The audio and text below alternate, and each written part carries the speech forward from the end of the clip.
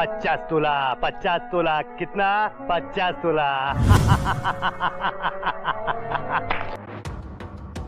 हा केवळ एक संवाद नव्हता, तर ती एका नव्या युगाची नांदी होती। एका माणसाने ठरवलं आणि बॉलिवूडचा चेहरा मोहराच बदलला। अभिनेता, दिग्दर्शक, लेखक आणि बिग बॉसचे रोखठोक सूत्रसंचालक। आज आपण उलगडणार आहोत महेश वामन मांजरेकर यांचा थक्क करणारा प्रवास। कुणाला विश्वास बसेल की भारतीय सिनेसृष्टीला हादरवणारा हा माणूस कधी काळी एका बँकेत कारकून म्हणून कामाला होता, पण ज्याच्या मनात नाटक आणि डोळ्यात समाजाचं वास्तव होतं, तो खुर्चीला खिळून कसा राहणार।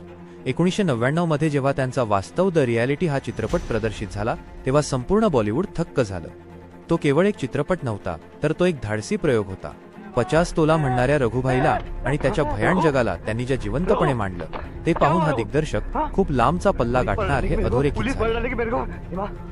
माँ दरवाजा बंद करना माँ, पुलिस बाहर डालेगी मेरे को माँ। अरे बंद करना दरवाजा, अरे सायरन नहीं सुनाई दे रहा तेरे को। या चित्रपटानंतर वास्तववादी गुन्हेगारी पटांची एक मोठी लाटच आली। या घवघवीत यशानंतरही त्यांनी सोपा मार्ग निवडला नाही।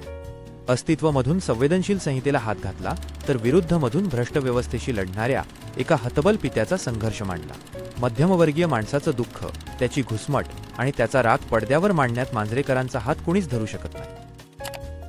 महेश मांजरेकरांनी हिंदी आणि मराठी अशा दोन्ही माध्यमांत आपली मोहोर उमटवली आहे। मराठीतील त्यांचे काही चित्रपट तर मैलाचा दगड ठरले। विवा शिरवाडकरांच्या नटसम्राटला मोठ्या पडद्यावर उतरवणं हे खरं तर एक शिवधनुष्यच होतं, पण नाना पाटेकर आणि नटसम्राटचं अजरामर नाट्य ही दोन्ही आव्हानं त्यांनी लीलया पेलली। शिक्षणाच्या आईचा घोमधून कालबाह्य शिक्षण पद्धतीवर अक्षरशः कोरडे ओढत असताना चित्रपटाचं मनोरंजनात्मक मूल्य कुठेही कमी होणार नाही याची त्यांनी पुरेपूर काळजी घेतली होती। मी शिवाजीराजे भोसले बोलतोय। यासारख्या चित्रपटाने मराठी माणसाची अस्मिता तर जागी केलीच, पण त्याच वेळी अत्यंत परखडपणे मराठी माणसाचे कानही टोचले। आणि काय म्हणालात तुम्ही तिला? मराठ्यांची इंग्लिश ऍक्सेंट वर्नॅक असते। Journalist Shobha De, Citibank president Vikram Pandit, Boeing president Dinesh Keskar, nuclear scientist Anil Kakodkar हे काय व्हर्नॅक्युलर इंग्लिश बोलतात म्हणून त्या जागेवर बसलेत? आत्ता नुसतं बोलतोय, पुढच्या वेळेला मुस्काट फोडून येऊन।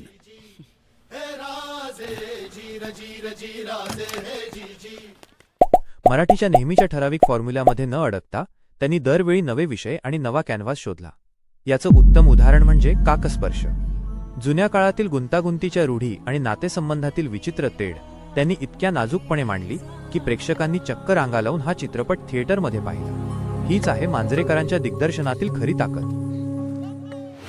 पण हा माणूस केवळ ऍक्शन आणि कट म्हणण्यापुरता मर्यादित राहिला नाही। महेश मांजरेकर हे एक जबरदस्त अभिनेते सुद्धा आहेत। काटेमधला त्यांचा बिनधास्त अंदाज असो, स्लेमडॉग मिलेनियर मधला डॉन जावेद असो, किंवा वॉन्टेड मधला भ्रष्ट पोलीस ऑफिसर, त्यांनी प्रत्येक भूमिकेत आपला जीव ओतला आहे। रेगे चित्रपटातील त्यांची पोलिसाची भूमिका तर आजही विशेष लक्षात राहते। आणि हो, बिग बॉस मराठी विसरून कसं चालेल? तिथे स्पर्धकांची कडक शाळा घेणारे आणि त्यांना स्पष्ट शब्दात सुनावणारे मांजरेकर पाहिल्यावर कळतं की हा माणूस खऱ्या आयुष्यातही किती रोखठोक आहे।